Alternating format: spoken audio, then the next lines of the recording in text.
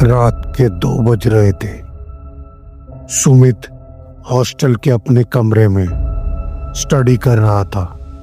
उसका room partner Ajay भी छुट्टी पर अपने घर गया हुआ था।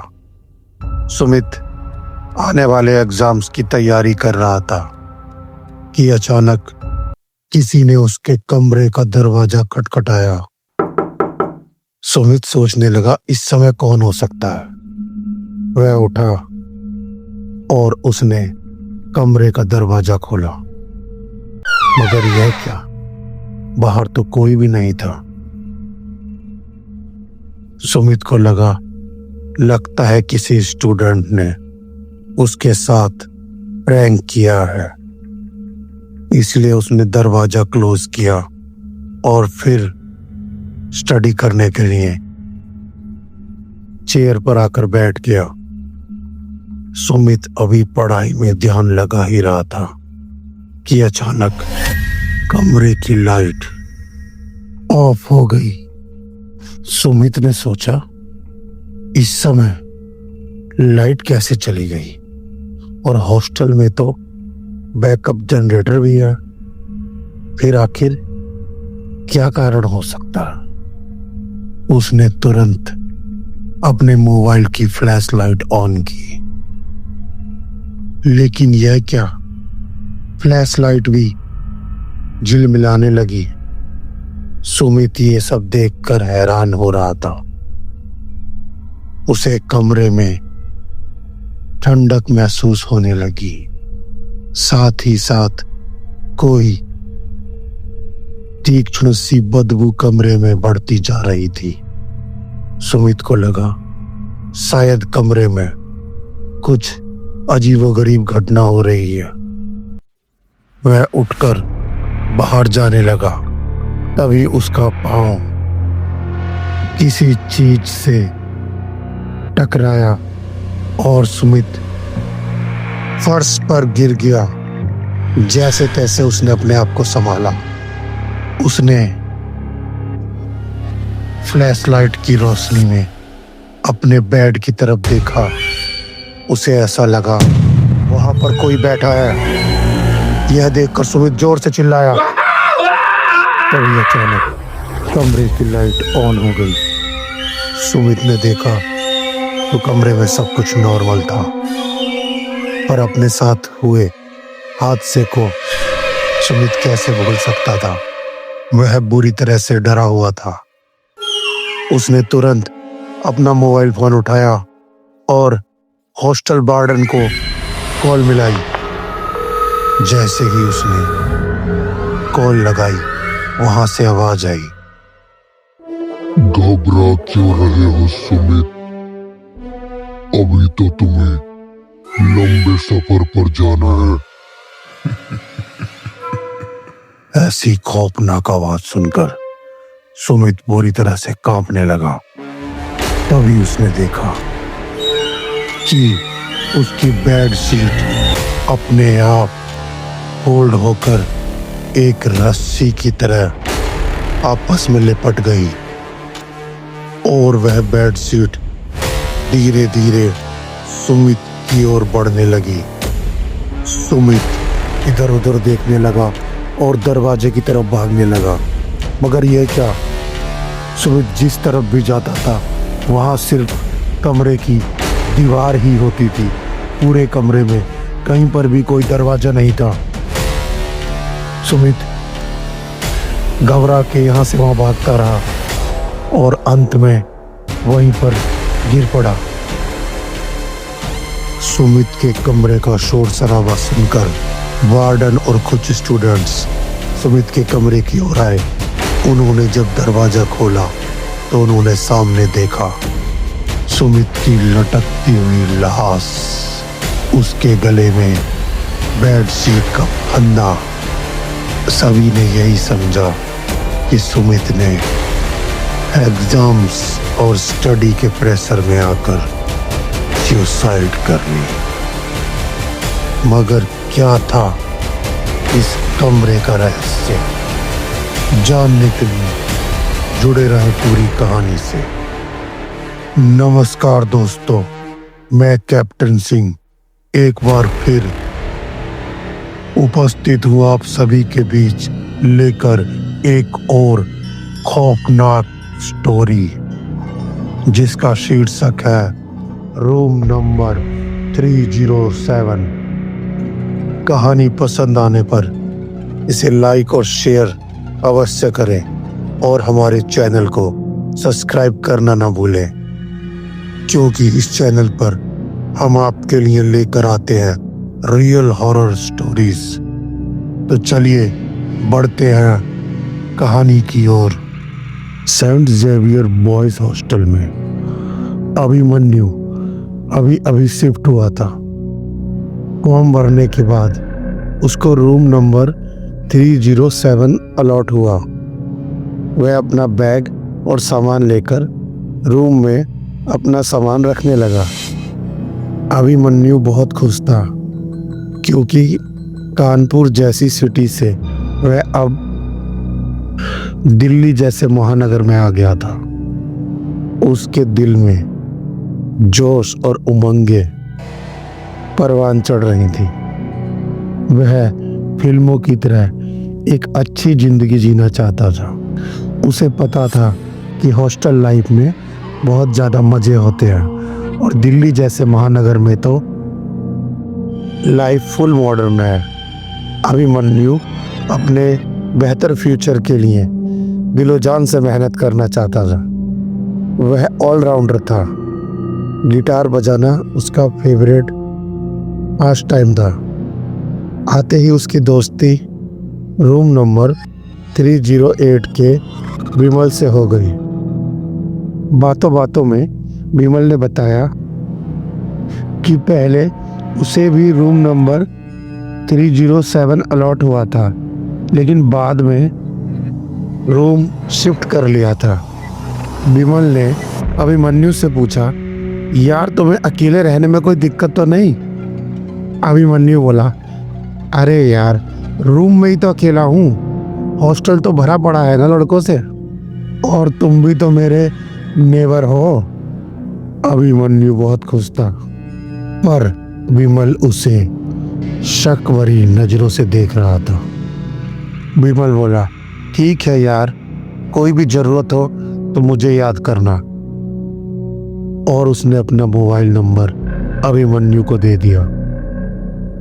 अभिमन्यु बाय बोलकर अपने कमरे में गया और अपना सामान सेट करने लगा।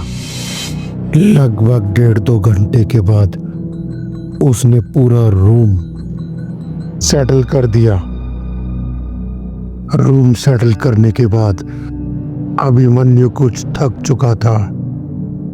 लगभग आधा घंटा आराम करने के बाद वह कुछ खाने के लिए मेस में चला गया। लगभग 1 घंटे बाद अभिमन्यु वापस अपने कमरे में लौटा। कमरे में वापस लौटकर कुछ देर अभिमन्यु ने अपना मोबाइल ऑपरेट किया और फिर उसकी आंखें भारी होने लगी। उसे नींद आ रही थी। अब फोन रखकर वह सो गया। अभी सिर्फ 9 ही बजे थे, लेकिन थकान के कारण अभिमन्यु को नींद आ चुकी थी। ठीक 1 घंटे बाद अभिमन्यु के डोर पर किसी ने दस्तक दी। दरवाजा जोर से खटखटाने की वजह से अभिमन्यु की नींद टूटी। उसने पूछा, कौन है वहां पर? तभी बाहर से आवाज आई, अरे मैं शिवम हूँ, तुम्हारा नया रूम पार्टनर। मुझे भी यही रूम अलॉट हुआ है। अभिमन्यु ने उठकर दरवाजा खोला तो उसके सामने एक पतला और लंबा लड़का सामान लिए हुए खड़ा था।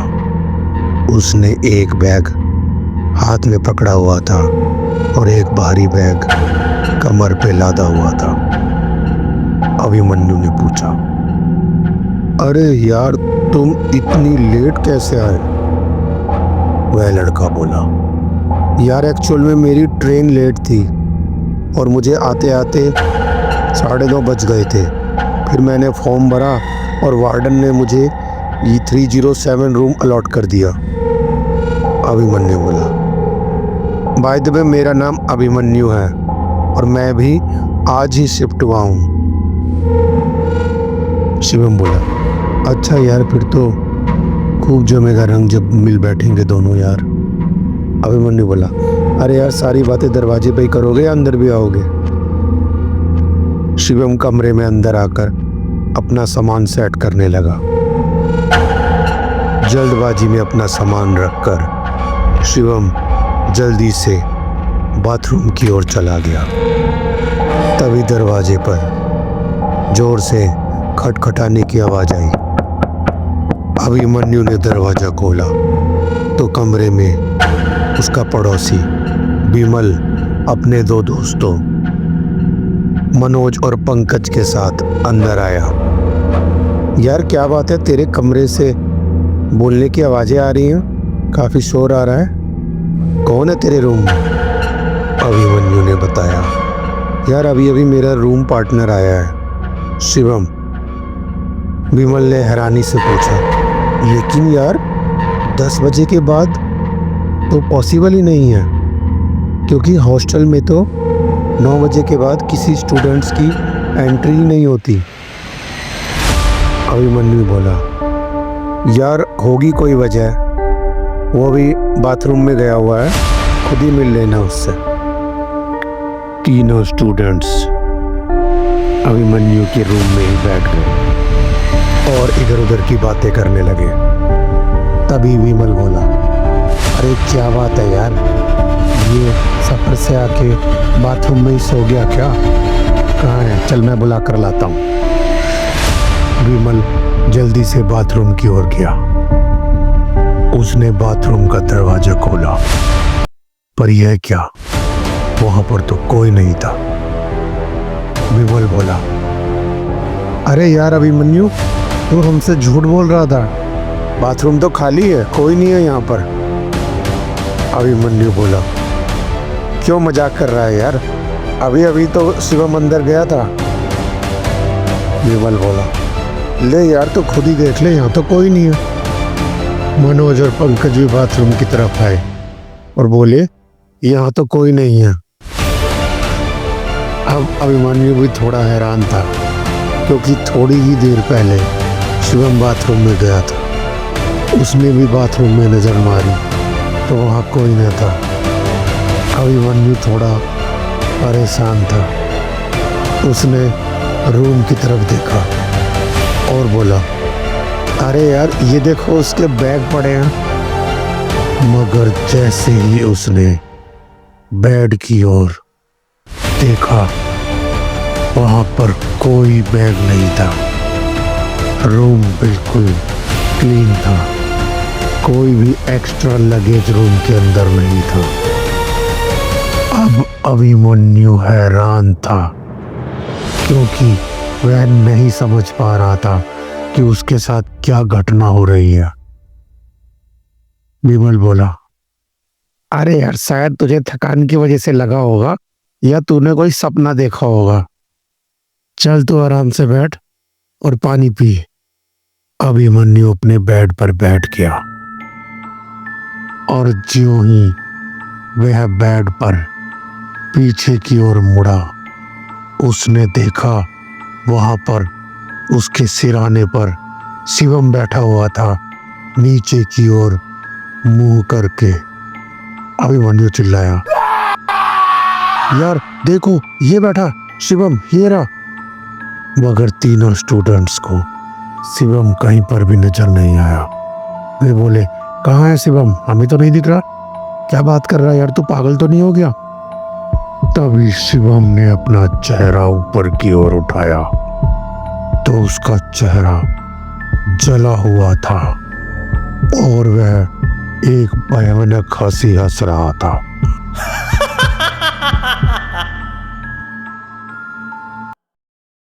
ये सब देखकर अभिमन्यु बुरी तरह से डर गया। उसका शरीर कांपने लगा, उसका दिल जोरों से धड़क रहा था और वह जोर से चिल्लाया और घबराकर वहीं बेड पर गिर गया। तभी चारों स्टूडेंट्स जोर से हंसने लगे और बोले, प्रैंक प्रैंक प्रैंक। इतनी बड़ी घटना के बाद अभिमन्यु का दिल बहुत जोरों से धड़क रहा था। वह कांप रहा था, वह नहीं समझ पा रहा था कि क्या करे। तभी विमल ने उसको दिलासा दी और बोला, अरे यार, ये सब पंकज का प्लान था तेरे साथ प्रैंक करने का। ये शिवम कोई और नहीं, ये हमारा ही दोस्त है और 310 में रहता है और हम सबका प्लान था तेरी रैगिंग करने का। और सॉरी यार, तू तो बहुत बुरी तरह से डर गया, हमें माफ कर दे यार। अभिमन्यु अब भी जोर जोर से सांसें ले रहा था और कांप रहा था, पर उनकी बातें सुनकर उसको कुछ दिलासा मिली। तभी पंकज ने अपनी जेब से च्युइंगम निकालकर अभिमन्यु को दी। ले यार, ये चबा ले, थोड़ा टेंशन कम हो जाएगी। अभिमन्यु भी अब कुछ सहज सा महसूस कर रहा था। पांचों लड़के अपने अपने मोबाइल में बिजी हो गए। टाइम लगभग 11 बजे का हो चुका था। मनोज बोला, यार कमरे की लाइट ऑफ कर लो और सब ग्रुप में आ जाओ, चैटिंग करेंगे। विमल बोला, अरे यार अभिमन्यु, हम स्टूडेंट्स का अपना एक ग्रुप है जिस पे हम सभी रात को 11 बजे से 12 बजे के बीच एक्टिव रहते हैं। तेरा नंबर भी मैं उस ग्रुप में ऐड कर देता हूँ और हम सब खूब मजे करते हैं। और हाँ, अब कुछ देर बातें मत करना क्योंकि वार्डन के राउंड का समय हो रहा है। उसे ऐसा लगना चाहिए कि हम सब अपने अपने रूम में हैं। विमल ने अभिमन्यु का नंबर स्टूडेंट्स के व्हाट्सएप ग्रुप में ऐड कर दिया। बाकी मेंबर्स ने पूछा कि यह कौन है। विमल ने बताया, यह न्यू स्टूडेंट है Abhimanyu, MCom final year, Khalsa college. Group में धुआंधार चैटिंग होने लगी, मगर अभिमन्यु सिर्फ दूसरों की चैटिंग पढ़ रहा था, खुद कोई मैसेज सेंड नहीं कर रहा था। तभी संजू नाम के किसी ग्रुप मेंबर ने मैसेज किया कि मैं भी खालसा कॉलेज से एमकॉम कर रहा हूँ और फाइनल ईयर में हूँ। मेरे बीकॉम में 87% मार्क्स आए थे। तभी अभिमन्यु ने मैसेज सेंड किया, 87% नहीं, 78%। बीड़ू। संजू बोला, अरे हाँ यार, तुम सही कह रहे हो, मेरे ध्यान से उतर गया था। तुम तो यार पूरे एस्ट्रोलॉजर हो। अभिमन्यु ने उसके मैसेज को लाइक किया। तभी संजू बोला, एक बार यार सभी अपनी अपनी सेल्फी भेज दो, सबको देखने का मन कर रहा है। सभी मेंबर्स ने ग्रुप में अपनी अपनी सेल्फी भेजी। ये सभी स्टूडेंट्स चैटिंग में इतने मशगूल थे कि इन्हें यही नहीं पता कब रात के 12 बज गए। सभी मैसेज भेजे जा रहे थे, लेकिन अब संजू ग्रुप में एक्टिव नहीं था। ठीक 12:01 पे संजू ने विमल को उसके मोबाइल पर पर्सनल कॉल की। विमल, विमल, यार देख जो मैं कह रहा हूं तो ध्यान से सुन। संजू बुरी तरह घबराया हुआ था कि यार जो ये लड़का है ना, अभी तुमने सेल्फी भेजी है, जो ये लड़का अभिमन्यु है, ये हमारे कॉलेज में पढ़ता था और पिछले साल ही इसकी डेथ हो गई थी यार एक एक्सीडेंट में। अब मुझे नहीं पता इसका नंबर कैसे दोबारा से चालू है, और ये जो सेल्फी आई है ये भी ठीक उसी की है, अभिमन्यु की। यार कुछ गड़बड़ घोटाला है यार, इसे तुरंत ग्रुप से एग्जिट करो। और तुम लोग सेफ तो हो ना? कॉल पर ये सब बातें सुनने के बाद जैसे ही विमल ने अभिमन्यु के बेड की तरफ देखा, वहां पर सिर्फ मोबाइल फोन था। अभिमन्यु का कहीं नामो निशान भी नहीं था। अब विमल को सारी बात समझते देर न लगी। वह डरता डरता मनोज के पास गया और कांपती हुई आवाज में ये सारी बात उसने धीरे से मनोज और पंकज को बताई। ज्यों ही पंकज यही बात शिवम को बताने के लिए उसकी ओर मुड़ा, उसने देखा कि शिवम वहां पर नहीं है। पंकज के हाथ पर कुछ गर्म गर्म लिक्विड सा टपका। पंकज ने देखा कि ऊपर शिवम का कटा हुआ सिर टंगा हुआ है और उससे खून टपक रहा है। यह देखकर पंकज जोर से चिल्लाया।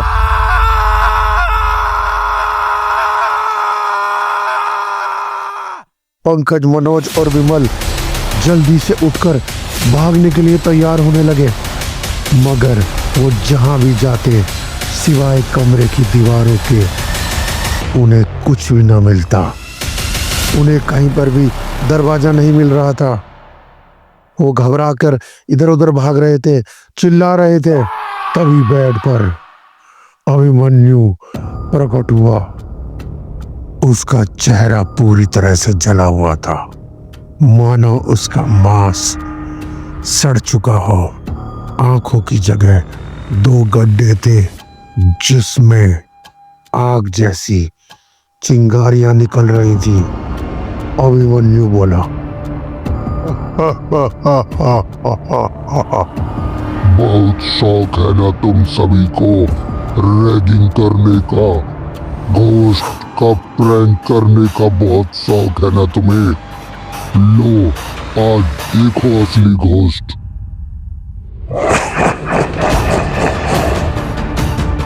तीनों लड़के फर्श पर गिर गए थे। विमल को हार्ट अटैक हो गया था, जिसकी वजह से उसने प्राण त्याग दिए। मनोज की गर्दन में अभिमन्यु ने अपने नुकीले दांत गड़ा दिए और उसका खून चूसने लगा। उनको डरते डरते ये सब दृश्य देख रहा था। तभी बेडशीट रस्सी की तरह लिपटती हुई उसके गले में आकर फंदे की तरह कस गई और वह छत से लटक कर झूलने लगा। और कुछ ही समय में उसने भी प्राण त्याग दिए। सुबह जब वार्डन ने रूम नंबर 307 खोला तो उसका नजारा देखकर उसके मुंह से चीख निकल गई और फिर यह रूम हमेशा के लिए सील बंद कर दिया गया। तो दोस्तों, कैसी लगी आपको आज की कहानी? ऐसी ही और कहानियों को सुनने के लिए जुड़े रहें हमारे चैनल रियल हॉरर स्टोरीज के साथ। तो अब आप अपने दोस्त कैप्टन सिंह को इजाजत दीजिए। फिर मिलेंगे किसी और खौफनाक कहानी के साथ। तब तक के लिए जय हिंद।